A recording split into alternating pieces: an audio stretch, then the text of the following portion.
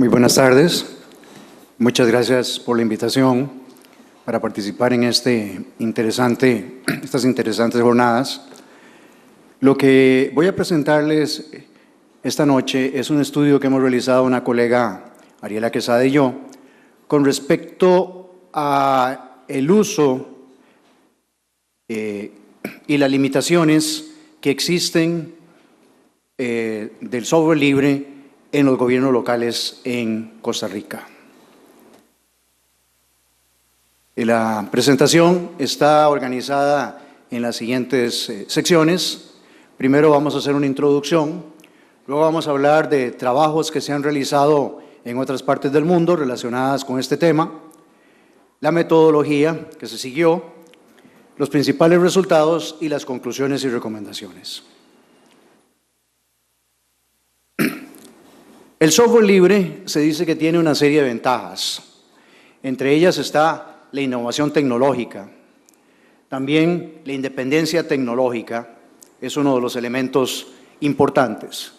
Mayor estabilización en las aplicaciones, seguridad, escrutinio y mejora pública, bajo costo de adaptación, facilidades para localizarlo a las necesidades propias de un lugar o de un país, uso de estándares y formatos abiertos y el bajo costo de adquisición. Esto procede de un estudio que hicimos nosotros en el año 2010, en el cual recibimos un financiamiento del Programa de Naciones Unidas para el Desarrollo, con el fin de estudiar y promover el uso del software libre en empresas, en pymes y en gobiernos locales. Una de las cosas importantes y que quiero hacer mención acá es que hay mucha discusión sobre qué es software libre y cómo se define software libre. La que más prevalece es el hecho que el software libre no está tanto porque es gratis, sino porque tiene básicamente 4 libertades. La libertad de uso, o sea, yo lo puedo utilizar sin necesidad de tener ninguna restricción, por ello ningún pago, ninguna licencia. La libertad de poder estudiar su código, analizarlo, verlo. La libertad de redistribuirlo, es decir, dárselo a cualquiera sin tener que pagar derechos de autor al que lo hizo originalmente. Y otra de las libertades importantes es la libertad de poder modificarlo. Aquí hay una discusión entre qué es software libre y qué es software de código abierto, pero en realidad si tomamos esas 4 libertades, el software de código abierto entra el software libre, porque desde el momento en que yo puedo estudiar el código y puedo modificarlo, se presume que el software es de código abierto. Entonces, como les digo, hay que tener cuidado con este asunto, ¿verdad? Porque nos podemos ir en muchas definiciones y en muchas cuestiones de tipo semánticas, y lo que estamos hablando acá es no tanto el hecho de no pagar, sino el hecho de no estar limitado a algo, limitado a una licencia, limitado a restricciones en el uso del software. Con esto, como introducción, les quería mencionar o reiterar que lo que vamos a ver no es un estudio, sino un segundo estudio al respecto. El primer estudio se hizo en el año 2012, a raíz de un proyecto que empezó en el 2010, como les dije, del Programa de Naciones Unidas para el Desarrollo, en el proyecto que se llamó Fortalecimiento de las Capacidades TIC en pequeñas y medianas empresas y gobiernos locales mediante el uso del software libre. Decidimos en aquel entonces no entrar con la administración pública central en Costa Rica. Había un nuevo gobierno, era el gobierno de Laura Chinchilla. No queríamos entrar en eso y nos limitamos en el sector público a ver lo que eran los gobiernos locales. Fue ejecutado por la Universidad Nacional con financiamiento del PNUD y participación del MEIC. Ahora, en el año 2017, 5 años después, repetimos este estudio para ver si había habido cambios o no había habido cambios o cómo estaba la situación. Y esto nos permite de alguna manera, con algunas limitaciones como vamos a ver, pero que no son propias del estudio, sino más bien de los datos, de las circunstancias, hacer lo que se llama un estudio longitudinal, es decir, un estudio a través del tiempo para ir viendo cómo ha ido evolucionando esta situación. Como todo estudio de tipo académico, y aquí les tengo que decir que una de las cosas importantes es no plantear algo, sino en el contexto de lo que otros han hecho. En ese sentido, nosotros nos encontramos que no es que haya mucho, pero sí hay estudios relacionados con el tema del software libre en la administración pública. No necesariamente municipalidades, pero en la administración pública en general. Como podemos ver, hay un estudio en el 2002 de Ghosh que lo que ellos mencionan es como ventajas el menor costo, la independencia tecnológica, el uso de software eficiente, la personalización de las empresas. Luego Wang habla de una reducción de gasto en el software, habla de una mayor seguridad y transparencia, también de la interoperabilidad que ya se mencionó anteriormente y que es una palabra clave en el gobierno y que ahora inclusive aparentemente, según una discusión que tuvimos con funcionarios del MISID, esta administración quiere retomar y ver el ejemplo de Estonia como uno de los países que ha evolucionado más en ese sentido de la interoperabilidad.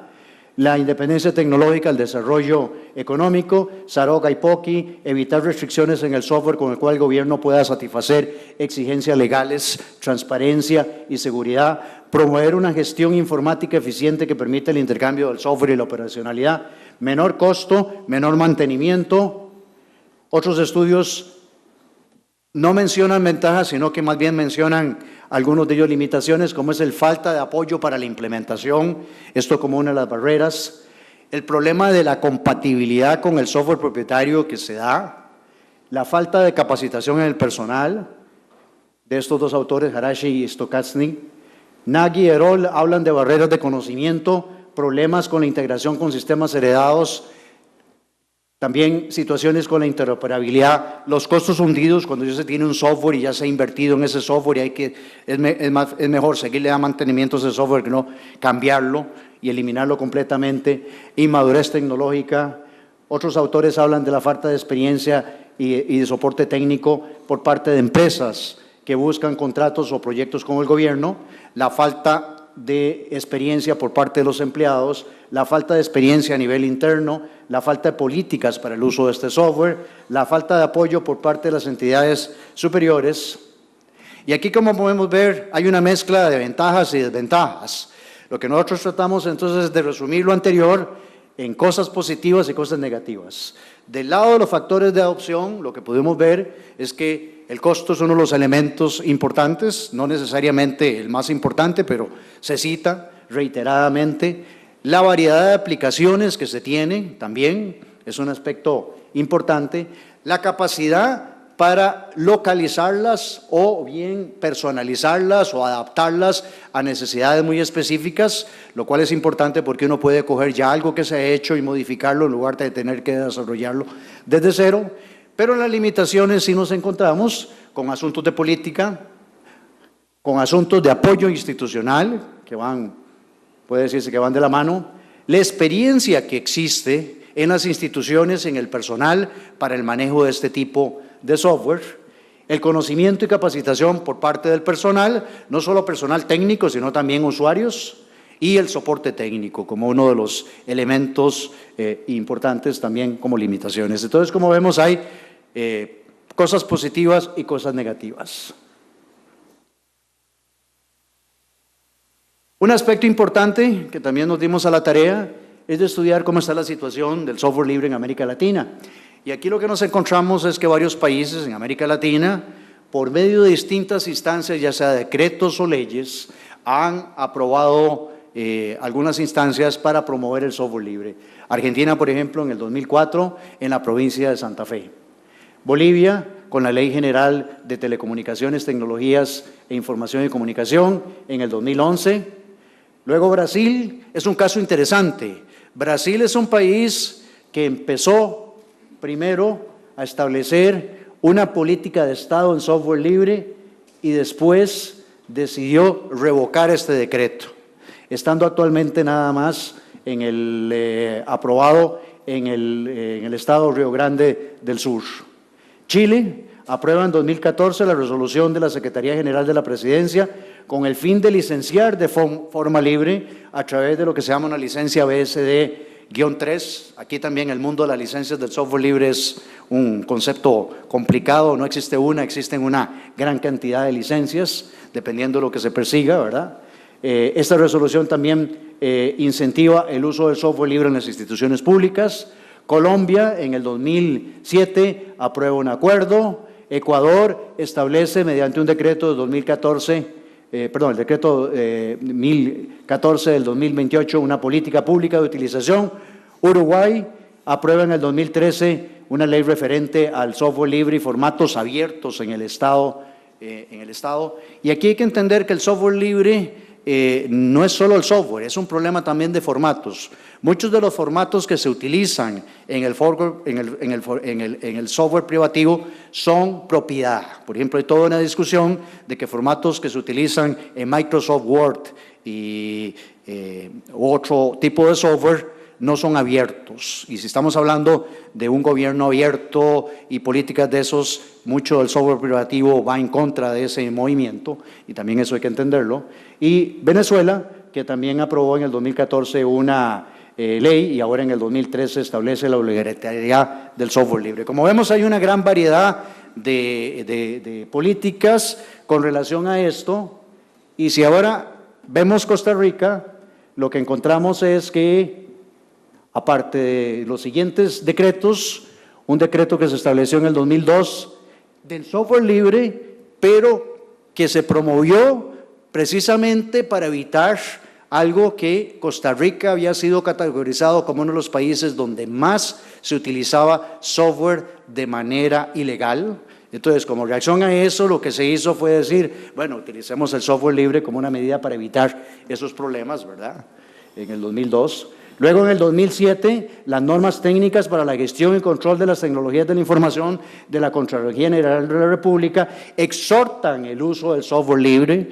Es más, en el estudio que nosotros hicimos en el 2010-2012, nos encontramos que la institución pública que mejor utilizaba el software público era la Contraloría General de la República, ¿verdad? Prácticamente tenían para todas las aplicaciones un menú de opciones que tenían. Sin embargo, es uno de los secretos mejor guardados en la administración pública.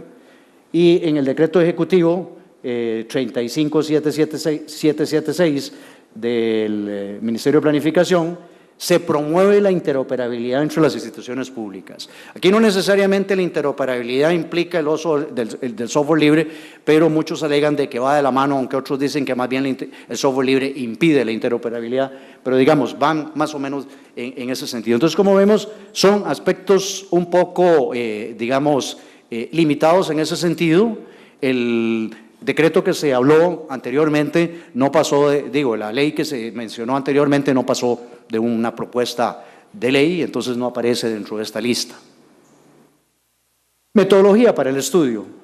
Lo que hicimos fue una encuesta electrónica, elaboramos un cuestionario, o en realidad lo que hicimos fue retomamos el cuestionario que ya habíamos usado en el 2012, con algunas pequeñas modificaciones, no lo podíamos cambiar mucho porque queríamos comparar los resultados. Hay 4 secciones que ahora vamos a ver los resultados de acuerdo con esto. Una de las ventajas que tenemos es que Costa Rica es relativamente pequeño, lo cual nos dice que con 81 gobiernos locales debería ser relativamente fácil poder llegar a todos ellos, por lo cual lo que hicimos fue un censo, ¿verdad? Sí nos encontramos que tenemos que ir a aquellos gobiernos locales que tienen algún departamento de tecnología de información y comunicación.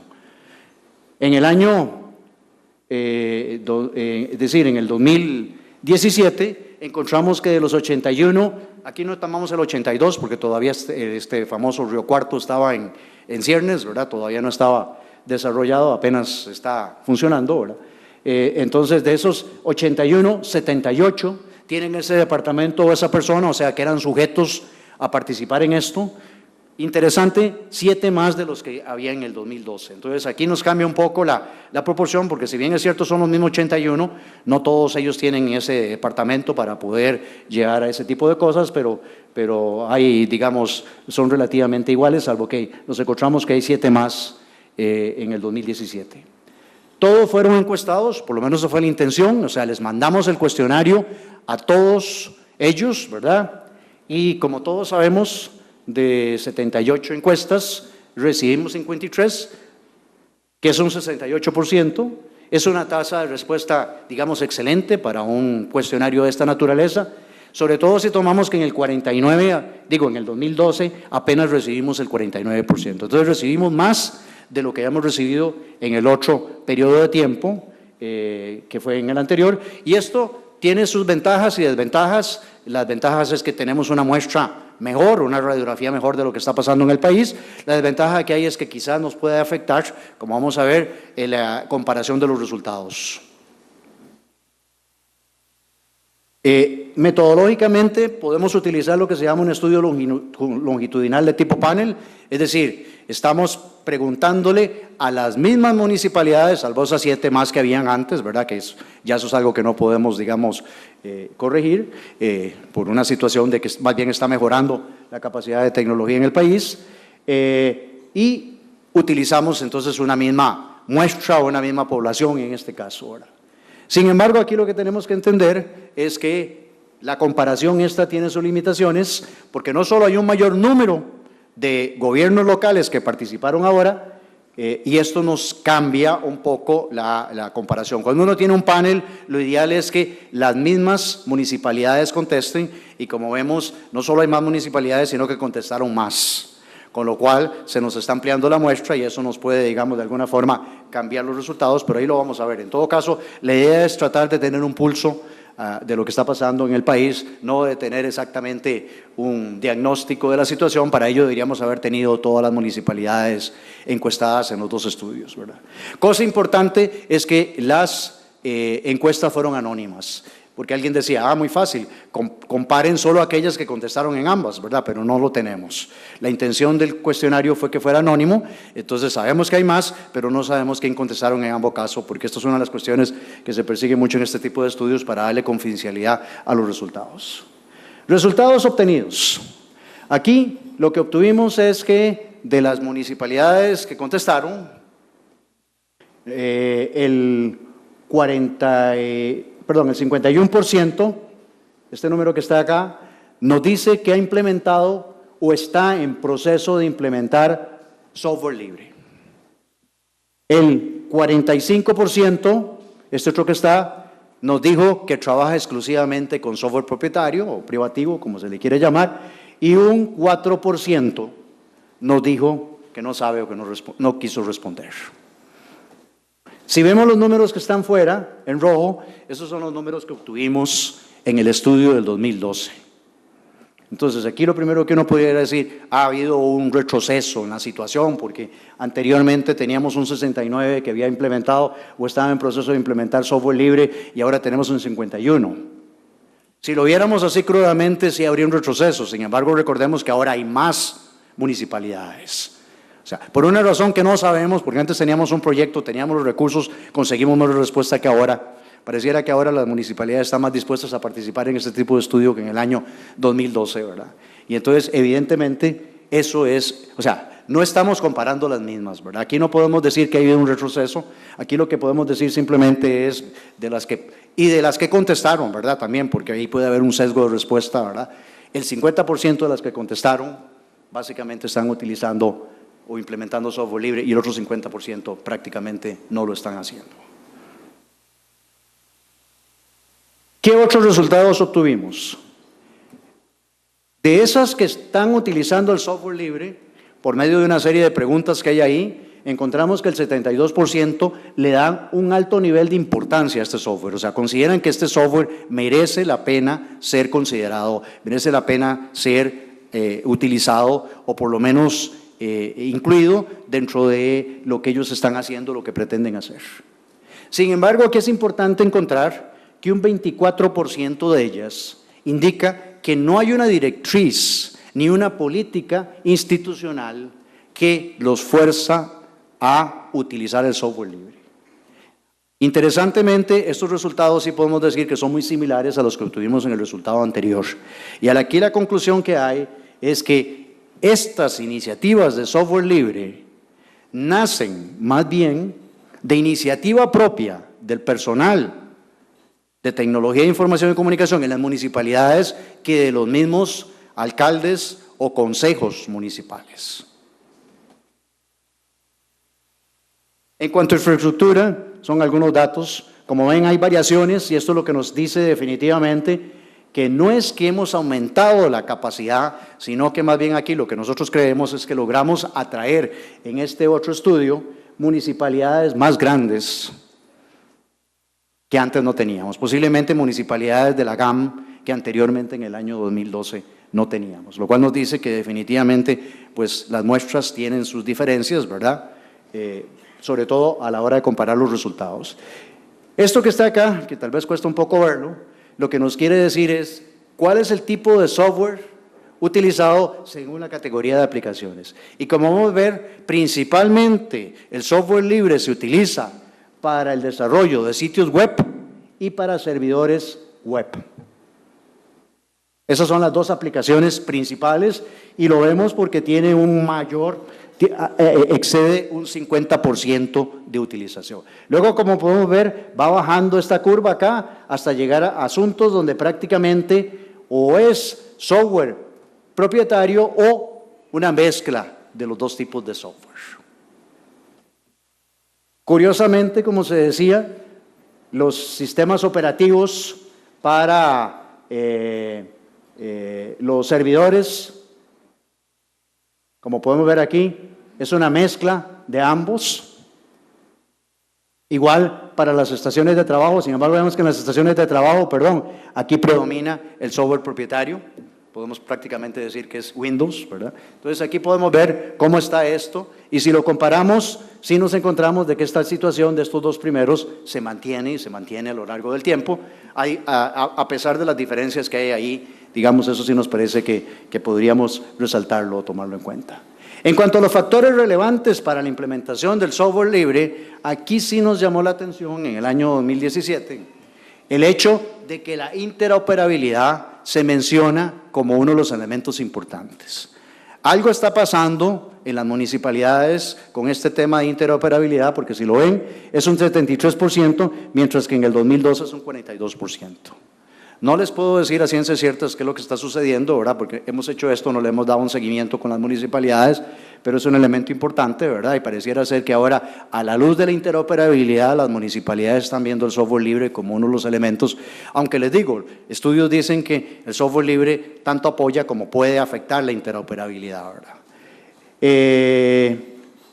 El resto prácticamente están iguales, salvo estos dos de aquí que están en rojo, que como podemos ver, más bien lo que han hecho es han disminuido en cuanto al factor, el compromiso del personal asignado al proceso de implementación y el recurso financiero limitado, curiosamente, han cambiado, ¿verdad? Aquí no podemos decir que estos sean estadísticamente diferentes, porque no tenemos poder estadístico para hacerlo, pero podemos considerar que podrían considerarse diferentes, por lo menos en ese, pero lo que sí llama la atención es este factor de la interoperabilidad.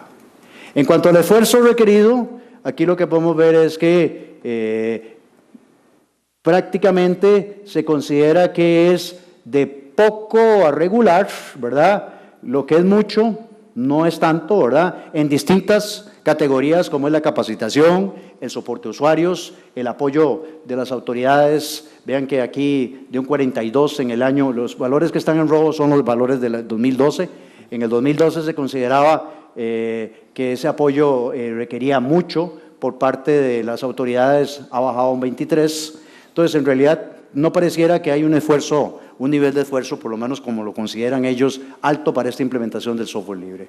La comparación de costos, como podemos ver aquí en términos, aquí estamos comparando el software libre con el software propietario y aquí lo que podemos encontrar es que pues sí se compara alto en términos de capacitar, o sea, los gobiernos locales consideran que es costoso capacitar a los usuarios, principalmente, ¿verdad?, en el uso de ese software libre. Aquí lo que pasa es que ya cuando la gente se acostumbrada a un software, cambiar el software es complicado, es difícil, y esa capacitación también puede incluir capacitación a lo interno, pero principalmente sería capacitación a usuarios. El equipo también, la instalación y el soporte técnico. Vean que estos valores han ido en aumento, por lo menos en estos tres que menciono ahí. Factores que influyen en la decisión de utilizar el software libre. Aquí también nos encontramos interesantemente que la independencia tecnológica, la estabilidad y la personalización de las aplicaciones se mantienen como los principales factores en los dos estudios. Cosa que también nos parece interesante, ¿verdad? Porque pareciera que a pesar de la diferencia que hay en las municipalidades, etcétera, parece que hay una tendencia ahí y que se mantiene a lo largo del tiempo. Ausencia de virus, que era el siguiente factor, que quedó muy alto en el 2012, ha ido bajando y como ven ahí he cambiado un poco el perfil con respecto a esto en este gráfico de radar. Razones por las cuales no se utiliza el software libre. Esta fue una pregunta a aquellos que dijeron que no estaban implementando el software libre, o sea, aquel 49% que dijeron que no lo utilizaban, y aquí lo que 45% que no implementaban el software libre, antes era un 32% que no lo utilizaban, y aquí lo que nos encontramos es que se han ampliado los factores. Las que están en rojo eran las que se mantienen en los dos estudios. Ahora aparecen dificultades de integración de aplicaciones existentes con el software libre, que es un factor tecnológico, la carencia de empresas que ofrezcan soporte técnico orientado a software libre, que es otro factor técnico, la preferencia por permanecer con el software actual, que es un asunto de recursos humanos, ¿verdad? El cambio es problemático y hay que entender que el ser humano prefiere seguir haciendo lo que está haciendo a cambiar. Y la existencia de otras prioridades en tecnología de información y comunicación, que es estratégico. Lo que sí se mantiene constante, que fueron los dos principales aspectos limitantes en la del 2012, fue la resistencia al cambio por parte de los usuarios y las limitaciones de tiempo de TIC para elaborar y dar seguimiento a propuestas de cambio. Aplicaciones de interés para gobiernos locales que no utilizan actualmente el software libre. Ofimática, que nos llamó la atención porque no había salido en el estudio del 2012. Aplicaciones para la gerencia, que tampoco había salido en el 2012. Aplicaciones para la red, que se había salido en el 2012, pero vean que aumentó. En respuesta, sistemas operativos, que también aumentó, y sistemas gestores de base de datos. O sea, se amplía el espectro de aplicaciones de interés para los gobiernos locales que no utilizan actualmente el software libre. Ya para ir terminando, las conclusiones y recomendaciones. En primera instancia, como les digo, este estudio, como radiografía de lo que está pasando en el país en el uso del software libre, es mejor que el anterior, lo cual nos complace o nos satisface, porque logramos una mejor tasa de respuesta. Al tener esa tasa de respuesta no llegamos al 100%, pero llegamos a una tasa que es sumamente alta, sobre todo para un estudio de esta naturaleza y con los recursos que tenemos, ¿verdad? Para hacerlo, porque si fuéramos a entrevistar a la gente y tuviéramos esa capacidad para poder hacerlo, quizás podíamos haberlo empleado. Sin embargo, hay que entender que esto puede presentar resultados y entonces las comparaciones pueden ser problemáticas. Sin embargo, sí nos llama la atención que en ambos estudios se le da un alto grado de importancia al uso del software libre. Eso sí, la falta de directrices o políticas institucionales es uno de los elementos que se cita como problemático, por lo menos por parte de los directores de esos departamentos, lo cual nos lleva a emitir de que en muchos casos esto es, a final de cuentas, una iniciativa propia del personal de tecnología de información, lo cual no está malo, pero si lográramos tener esas directrices quizás podría haber un mayor uso y una mayor aplicación. Patrón de uso es muy parecido, como lo vimos. El principal factor, aquí sí nos llamó la atención, la interoperabilidad, que contrasta mucho con los factores que encontramos anteriormente.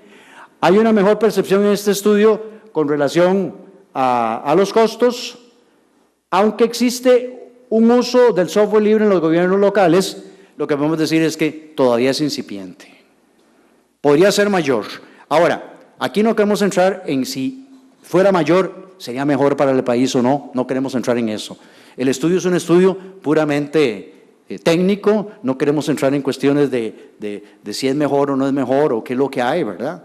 De hecho, esas fueron las cosas que nosotros le planteamos al PNUD. Nosotros vamos a ver cómo se puede promover esto. Y una de las cosas importantes de la promoción es que muchas veces la gente no sabe qué es, para qué sirve, etcétera. Entonces, eso debe ir a la mano. Pero, por ejemplo, si aquí empezamos a ver ya cuestiones de tipo política, de presupuestos, y recortar y de dónde salir, ahí sí ya quizás podría haber otro tipo de análisis, pero no es la intención de este estudio llegar a ese tipo de conclusiones. Gama de razones por las cuales los gobiernos locales participantes indican que aún no se utiliza el software libre se ha ampliado, también es otro de los elementos importantes. Y una de las recomendaciones que hacemos ahora y que hicimos en el 2012, de hecho en el 2012 sí tuvimos los recursos y ahí hicimos un estudio de casos en varias instituciones, la Contraloría General de la República fue una, en el sector público, y 2 o 3 municipalidades que también, digamos, analizamos, una interesante, la de San Ramón. En este caso, creemos que eso también se podría hacer y sería muy útil y muy interesante porque la gente aprende de lo que otros han hecho y eso puede permitir. Y una de las cosas aquí importantes con respecto a las políticas es que nos llama la atención que mientras el sector privado, sobre todo la Cámara de Tecnología, de Información y Comunicación, que también ha planteado una política de neutralidad tecnológica y que inclusive para ellos el software libre puede ser problemático porque muchas de esas empresas arrancan del hecho de que desarrollan el software como un activo para el cual luego lo venden, etcétera. O sea, en otras palabras, está en su negocio el poder vender o más bien licenciar el software.